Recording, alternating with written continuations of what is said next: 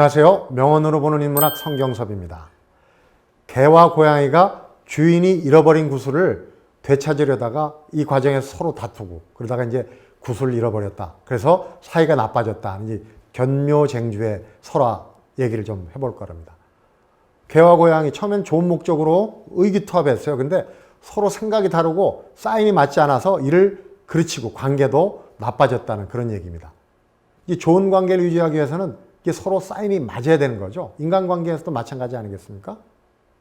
그렇다면 우리는 어떤 인간관계를 어떻게 맺으면서 살아가야 할까요?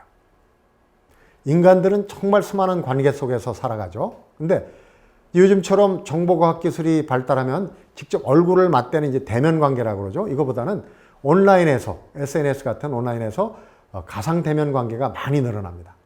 스마트폰이 일상 필수품 되면서 아까 얘기했던 SNS를 통해서 온라인에서 이제 휴먼 네트워크, 오프라인 못지않게 이제 많이 확대가 됩니다. 페이스북도 있고 인스타그램도 있고 트위터 같은 거.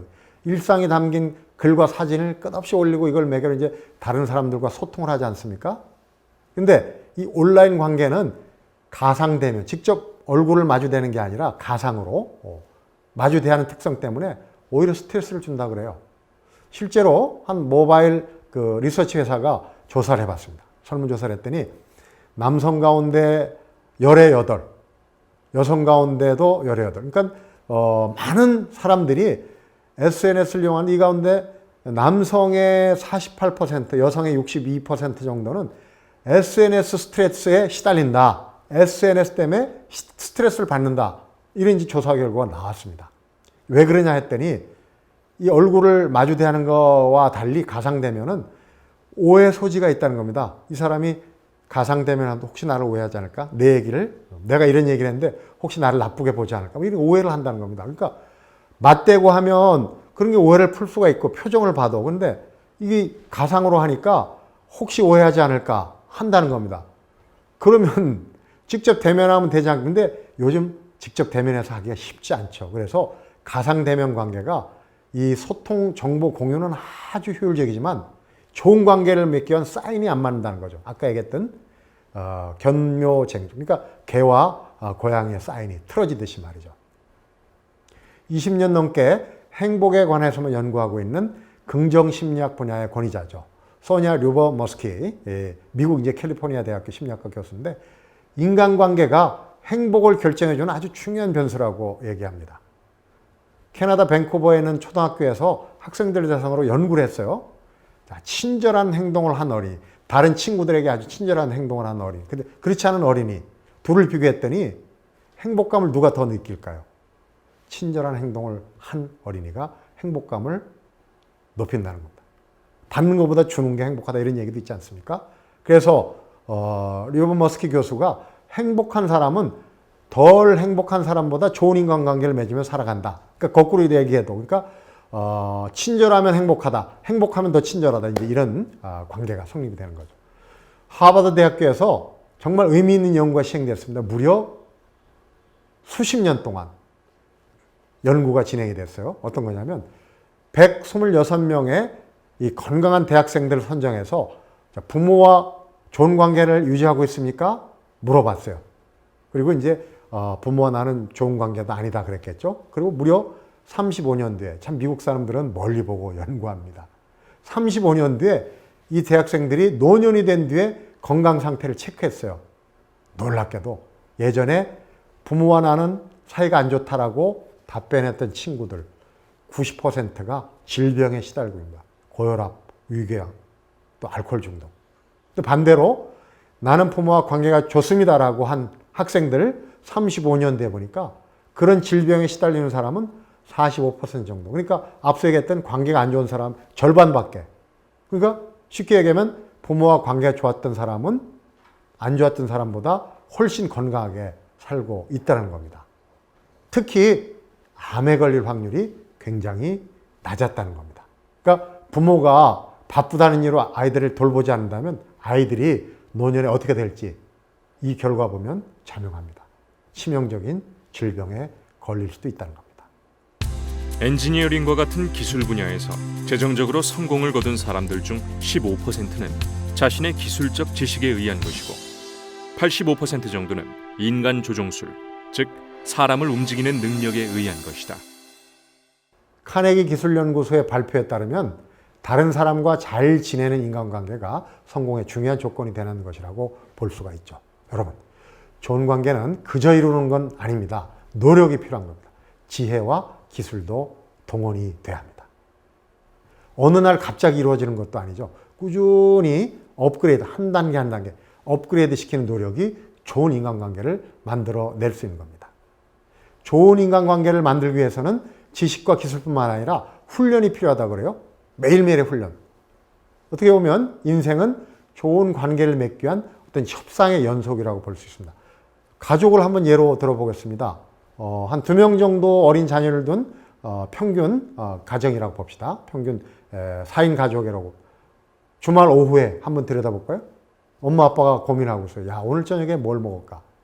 아이들은 치킨 햄버거 먹으러 가자고. 엄마 아빠는 얼큰한 거 먹으러 가자고. 아이들과 또, 자, 밥 먹고 와서는 야, 자기 전에 컴퓨터 게임 몇 시간 할까? 아이들은 자기 직전까지 하자고 그러겠지만 또 부모들은 또 시간을 정해주고. 자, 이런 것도 어떻게 보면 가족 간의 타협이고 협상입니다. 그래서 이게 얼그러지면 이제 부모 자식 간에 어린 아이들과도 사이가 틀어지지 않습니까? 이 좋은 관계를 맺기 위해서는 끊임없이 협상이 이루어지는 겁니다. 생활 자체가 의식하지 못하는 상황에서도 협상을 하면서 관계를 꾸려 나가고 있는 겁니다.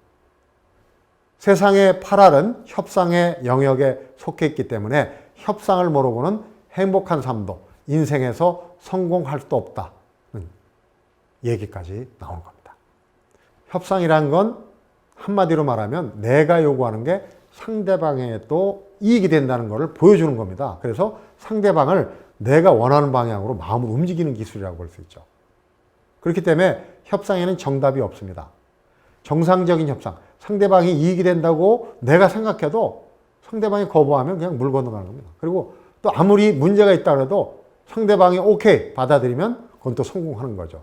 그래서 이런 모든 협상의 과정을 들여다보면 공정성과 합리성의 룰, 그러니까 상대방을 이익이 되게 된다고 생각하게 만드는 그런 룰이 존재하는 겁니다.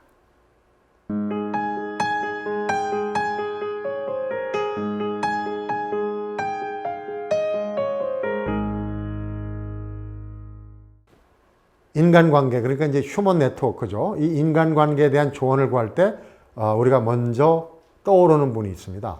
바로 해민 스님, 젊은이들의 멘토라고 보는데.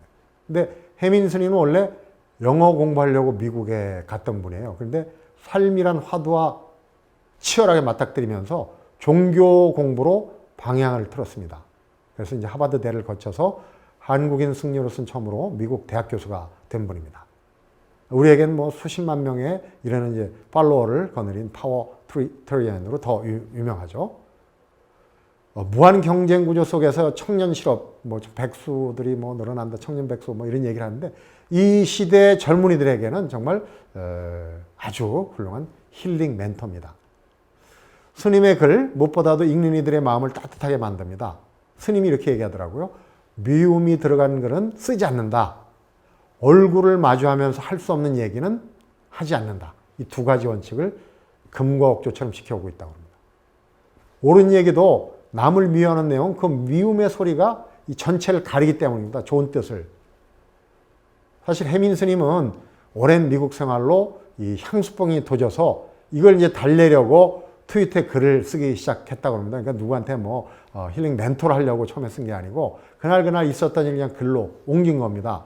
그러다가 이런 신변잡기가 뭐 다른 사람들한테 어떤 의미가 있을지 좀 회의가 들더라는 거예요. 그래서 그때부터 주변 사람들과 관계 속에서 떠오른 생각들을 글로 옮깁니다. 좀 정제된 글을 쓰는 겁니다. 그리고 글을 읽고 위안을 얻었다는 사람들이 하나둘 늘어나면서 야, 스님이 자, 내가 이제 승려로서 혼자 도닦는 것보다는 함께 행복해지는 게 좋지 않겠느냐. 그래서 이제 대중과의 트위터를 통해서 소통을 본격적으로 시작을 했습니다. 해민 스님은 어렸을 때부터 뭐 깨달음이나 삶의 궁극적인 목표, 죽음에 대한 관심이 아주 많았습니다. 그러니까 이 애어른이죠, 애어른. 그 인간 본연에 대한 갈증이 결국은 종교학 공부, 또 출가로 이어진 그런 셈입니다. 앞에도 얘기했지만 처음에 이제 영화에 대한 관심이 컸어요. 그래서 명문대학이죠. 미서부의 UC 버클리 대학에 유학을 하면서 영화 또 종교학을 병행을 했습니다. 마틴 스콜세이지 감독이라고 아주 유명한 그 감독도 이제 신학 전공자였는데요. 이분처럼 되고 싶어서 이제 실험 영화를 제작하고 하면서 했는데 이 영화를 하다 보니까 생각과 다른 거예요. 재밌고 굉장히 로맨틱할 것 같았는데 실제로 해보니까 정말 전쟁 같은 상황. 우리 실제로 그렇습니다. 영화 볼 때는 지금 굉장히 편하죠. 제작 과정 보면 정말 따분합니다. 이걸 느낀 거죠. 그래서 결국은 자신의 길이 아니다. 영화는 내 길이 아니다. 깨닫고 이 하버드대 대학원에서 비교 종교학을 공부하게 됩니다.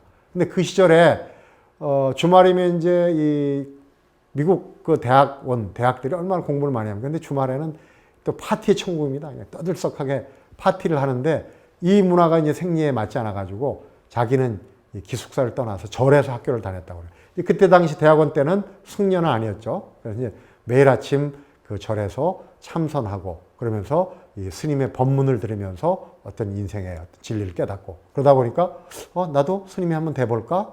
그러면서 은사 스님의 도움으로 출가를 하면서 그때 이제 승려가 되는 겁니다. 이 불가에 유명한 얘기가 있습니다. 향을 쌌던 종에는 향내가 나고 생선을 묶었던 새끼줄에서는 비린내가 난다. 참 많은 얘기죠. 욕한 사람이 더 욕먹는 그런 논리나 똑같아요. 해민 스님의 출가는 그렇게 이제 우연으로 시작됐지만 결국은 필연이었다 그럽니다. 이 해민 스님하고 이 수십만 명의 팔로워들이 공감할 수 있던 건 바로 나 자신의 성찰. 그러니까 남보다 우선 나 자신을 생각하는 거죠. 해민 스님의 이 성장기를 돌이켜보면 이 관계 성찰에서 우선은 나 자신에 대한 성찰입니다. 자, 보면, 나 자신의 성찰 이런 겁니다. 바쁘게 돌아가는 세상에서 잠시 멈추고 내 마음이 어떤 상황에 있는가를 들여다보는 겁니다. 나는 지금 어디 있는가? 거기서 삶의 지혜를 얻는 겁니다. 그 다음에 관계 성찰은 나 이외의 사람들과의 관계를 있는 그대로 들여다보는 겁니다. 나뿐만 아니라 남에게. 근데 보면은 사실 그래요. 내가 남에게 그렇게 많은 관심이 없습니다. 마찬가지로 남들도 나한테 관심이 그렇게 많지 않아요. 또 내가 모든 세상 사람들 좋아하지 않은 것처럼 세상의 모든 사람들이 나를 좋아해 줄 필요가 없다는 걸 느끼는 겁니다. 그렇지 않습니까? 우리가 남을 너무 신경 쓰는 거는 세상 사람들이 나를 그렇게 관심을 갖지 않는다. 거기서 그 깨달음에서 이 성찰이 시작돼야 되는 겁니다. 결국은 나를 위해서 남을 위해서 하는 일은 나를 위해서 하는 거다 하는 사실을 깨닫는 겁니다. 남에게 신경 쓰고 남의 눈치를 보고 남한테 비치는 모습을 염려하는 삶보다는 내 인생의 운전대를 잡고 내 인생의 주도권을 잃지 않으면서 나만의 색깔을 잃지 않고 사는 것이 중요합니다. 내가 정말로 하고 싶은 것을 남의 눈치 보지 말고 하면 됩니다. 남을 행복하게 하려면 먼저 본인 스스로 행복해져야 합니다. 재미있는 얘기 한 가지 하고 넘어갈게요. 해민 스님이 고등학교 때 적성 검사를 했는데 3가지 직업에 적성이 있다고 결과가 나왔다 합니다. 궁금하시죠? 첫 번째는 성직자, 이건 짐작할 수 있고요. 두 번째는 선생님, 세 번째는 카운슬러였다고. 지금 3가지를 다 하고 있어요. 승려이자 대학 교수자, 멘토로. 그 3가지 적성을 정말 유감없이 발휘하고 있는 셈입니다. 내면의 성찰이 이런 힘이라고 볼 수 있습니다. 미국 유수의 대학 교수가 됐고 또 트위터를 통해서 수십만의 팔로워들을 거느린 카운슬러가 된 겁니다. 해민 스님이 지난 2012년에 시작한 마음치유 콘서트라는 일종의 이제 집단 상담이라는 게 있습니다. 이건 카운슬러가 따로 있는 게 아니라 콘서트에 참가한 사람들이 1대1로 짝을 이뤄가지고 상대방을 전문 치유사라고 생각하고 1대1로 가슴에 맺힌 속내를 털어놓는 그런 방식입니다. 의외로 전문 카운슬러보다 서로 얘기를 털어내 드러놓고 공감하고 하다 보면 이 자연스럽게 치유되는 효과가 있다고 합니다. 지금 이 콘서트 전국을 돌면서 처음에는 이제 수십 명 정도였는데 지금은 수백 명, 수천 명으로 기하급수적으로 늘어나고 있다고 합니다. 오늘도 많이 힘드셨죠? 힘들었던 내 몸을 위해 숨을 깊게 들이마셔 보세요. 깊게 들이마시고 길게 내쉬고 깊게 들이마시고 길게 내쉬고 숨이 깊어질수록 몸이 편해지고 마음도 따라서 편안해져요. 마음이 편안해지면 세상도 또한 평온해 보입니다. 이처럼 숨만 들여다봐도 몸과 마음과 세상이 숨 하나로 연결되어 있다는 사실을 알 수 있습니다. 우리의 존재는 홀로 떨어진 외로운 섬이 아닙니다. 혼자 힘들어하지 마세요. 지난 2015년 봄부터는 인사동에 아예 마음치유학교를 열어서 소외되고 고통받는 아주 다양한 계층과 연령의 마음을 치유해주고 있습니다. 개개인이 갖고 있는 가슴에 맺혔던 이야기를 따뜻하게 들어주는 누군가의 앞에서 말하는 것보다 마음 치유에 더 효과적인 방법은 없습니다. 자, 바람직한 휴먼 네트워크를 맺는 관계는 노아내가 함께 이기는 윈앤윈의 관계입니다. 주고받는, 그러니까 give and take, 혹은 혼자서 다 독식하는 승자 독식의 winner takes it all이 아닌 함께 성장하는 관계, 윈앤윈이라는 것을 다시 한번 마음속에 되새겨보는 시간이었기를 바랍니다.